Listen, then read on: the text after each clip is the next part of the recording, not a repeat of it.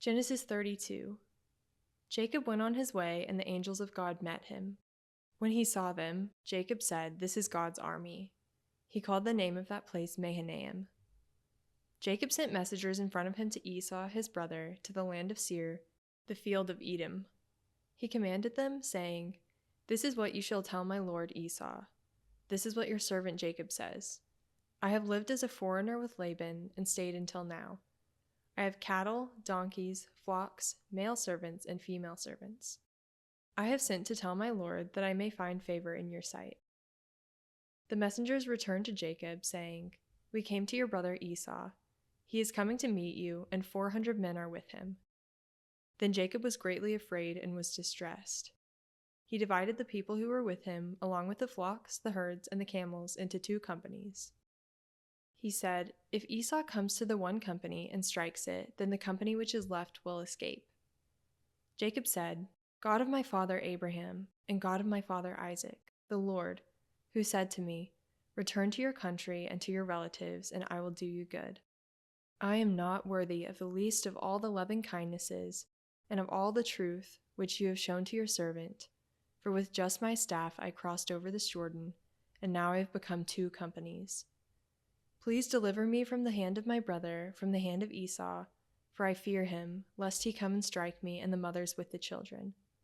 You said, 'I will surely do you good, and make your offspring as the sand of the sea, which can't be counted because there are so many.'" He stayed there that night and took from that which he had with him a present for Esau his brother, 200 female goats and 20 male goats, 200 ewes and 20 rams, 30 milk camels and their colts, 40 cows, 10 bulls, 20 female donkeys, and 10 foals. He delivered them into the hands of his servants, every herd by itself, and said to his servants, "Pass over before me, and put a space between herd and herd." He commanded the foremost, saying, "When Esau my brother meets you and asks you, saying, 'Whose are you? Where are you going? Whose are these before you?' Then you shall say, 'They are your servant Jacob's. It is a present sent to my lord Esau. Behold, he also is behind us.'" He commanded also the second and the third and all that followed the herds, saying, "This is how you shall speak to Esau when you find him. You shall say, 'Not only that, but behold, your servant Jacob is behind us.' For he said, 'I will appease him with the present that goes before me, and afterward I will see his face.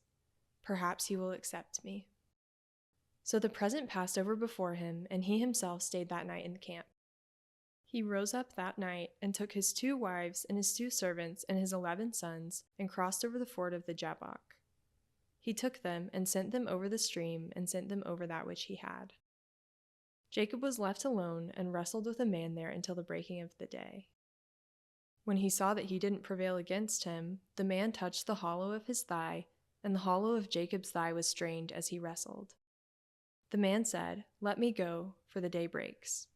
Jacob said, "I won't let you go unless you bless me." He said to him, "What is your name?" He said, "Jacob." He said, "Your name will no longer be called Jacob, but Israel, for you have fought with God and with men and have prevailed." Jacob asked him, "Please tell me your name." He said, "Why is it that you ask what my name is?" So he blessed him there. Jacob called the name of the place Peniel, for he said, "I have seen God face to face, and my life is preserved." The sun rose on him as he passed over Peniel, and he limped because of his thigh. Therefore the children of Israel don't eat the sinew of the hip, which is on the hollow of the thigh, to this day, because he touched the hollow of Jacob's thigh in the sinew of the hip.